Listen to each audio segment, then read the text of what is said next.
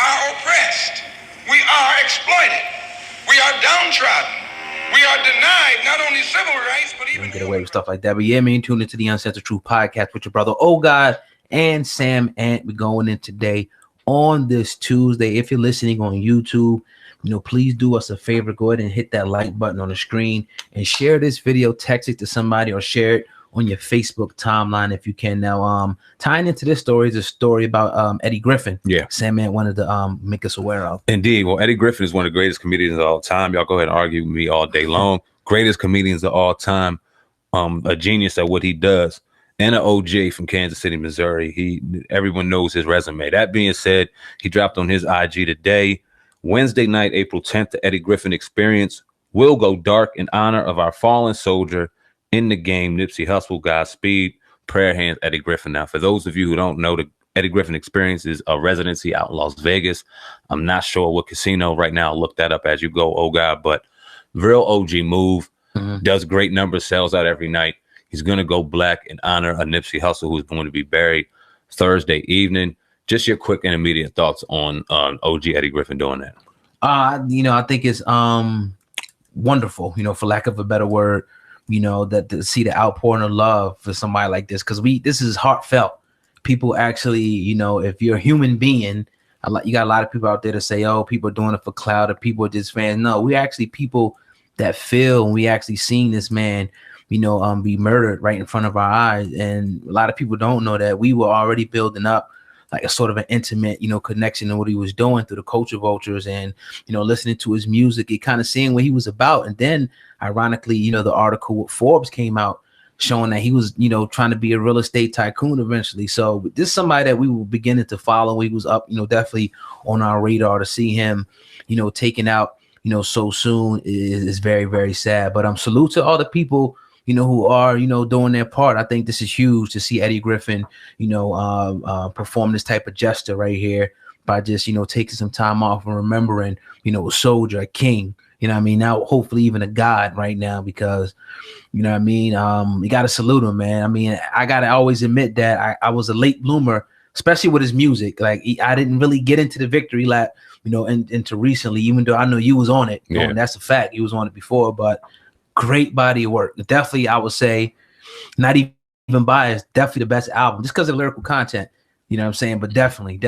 And that's another thing that goes toward his energy got spread in his death, unfortunately. It's great. It's a gift and a curse. Unfortunately, we can't resonate and give him the proper respect, or people the proper respect they deserve in life. But once they die, it seems like that energy, it gives you no choice, man. But to Eddie Griffin, and the reason why I wanted to do this, because it may be kind of minuscule and just people saying, oh, he got mad money, this or that, or third. But you got to understand, when OGs do things like this, you got to shine and put highlight on things like this. Because when we talk about a Blueface who didn't pay homage and people getting so upset and so mad, you got to understand why. When you see someone in the regard of Eddie Griffin take the time out to do this is paying homage and respect to a man that's done for his city, i.e. Eddie Griffin did for the city of Missouri and cities throughout the country.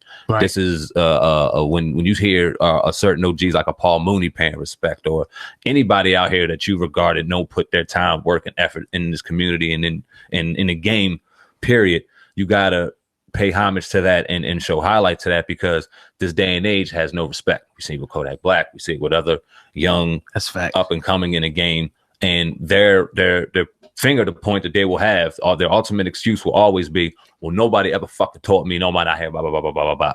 So when things like this go down, you see Eddie Griffin just take his time, say, nah, we're not going to perform tonight. Everything's going to go dark in honor of Nipsey. You got to look at the honor that goes behind that, and honoring a man that did some real good out here, because there was a lot of celebrity deaths in 2018 and 2019. There was a lot of people that unfortunately lost their lives too soon. But you don't see the outpouring of support the way you see for Nipsey Hussle. And that goes way beyond his music. That goes in sentiment to him as a man. Yeah. So young people just pay attention a little bit to what the OGs are doing and follow suit. Yeah. And once again, salute to Eddie Griffin and all the other people, who took the time out to honor, this brother Nipsey Hussle, man. Definitely gone, way, too soon. Definitely. I tried to get, I tried to get an interview with Eddie Griffin. We try every week to get interviewed everywhere. Yeah. And his publicist hit us right back, very gracious, but said he's not taking interviews right now. Okay. And what a powerful interview it would be, because it seems like he's one of them names and amongst the other people that you see throughout the platforms that just when they say something, people they run to it, man. So it's power in his words, man. Salute to the OG.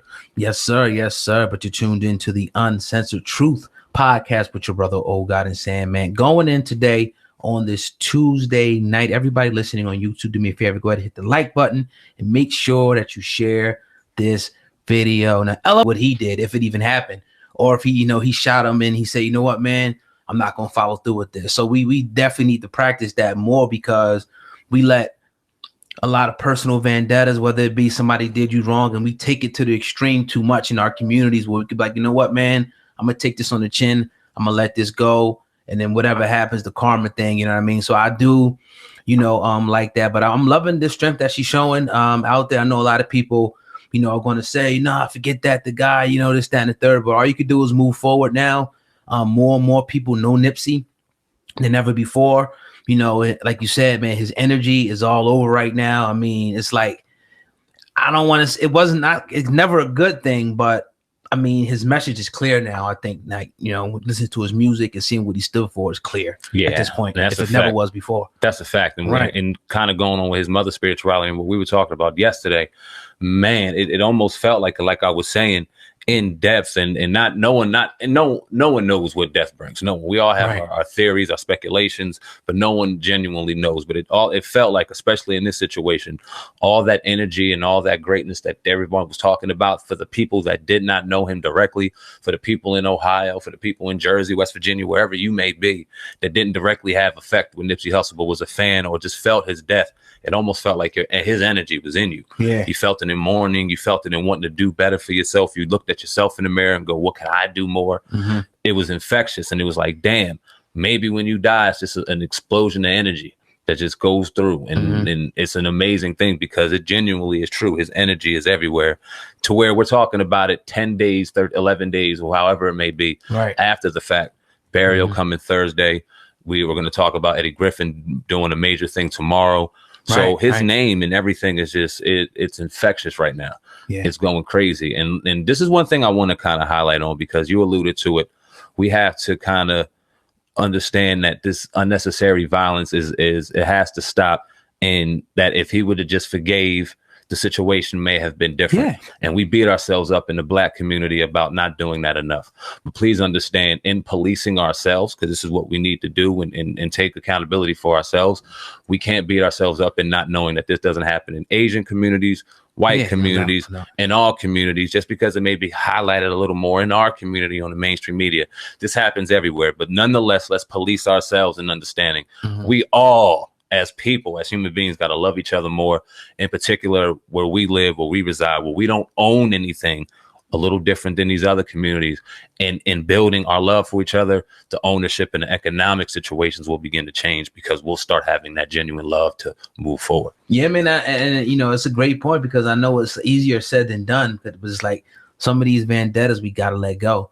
We got to let go of some of these things, because it's not healthy to hold on to things. And that's one of the things that I think that we definitely should adopt, is that forgiveness thing, because if everybody just keeps going on this route, and you got your ego on your shoulder, and you got to prove this point to this dude because he beat you up, so now you got to go shoot him, kill him, or stab him, you know what I mean, or whatever reason, or he denied he didn't want your CD, so now you kill him.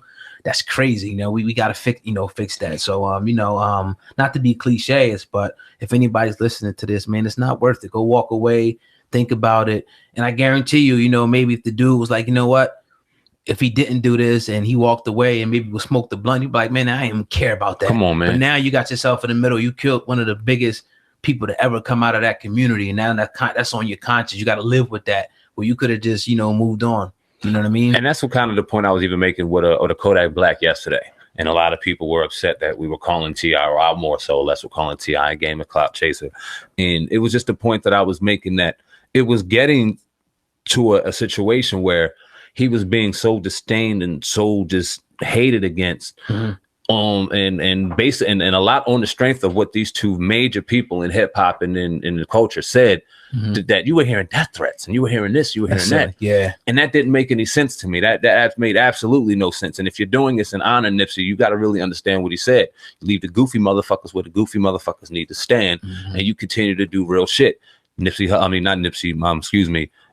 Black said some goofy shit.